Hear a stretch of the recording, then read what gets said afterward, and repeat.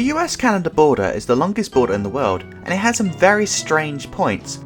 Look at how these American islands extend Alaska down here, when one would think that they should really be Canadian. Then there is also the famous Point Roberts in the US state of Washington, one which I've done a video on before. But interestingly, on the other side of this border, in the US state of Minnesota, there is another Point Roberts-like point. This place is called Elm Point, and interestingly, unlike Point Roberts, it is practically all just forest and is therefore uninhabited. Access to Elm Point is limited, as it lacks direct road access or infrastructure like Point Roberts. It is only reachable via waterways or by crossing through Canadian territory, subject to regulations and permissions. So why does it exist? Well, this goes back to the 19th century, where mapping was terrible.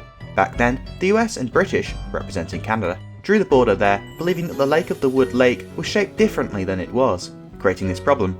Nowadays it is occasionally visited by birdwatchers, fishermen and hikers, but also wildlife agencies that check in on the animals there.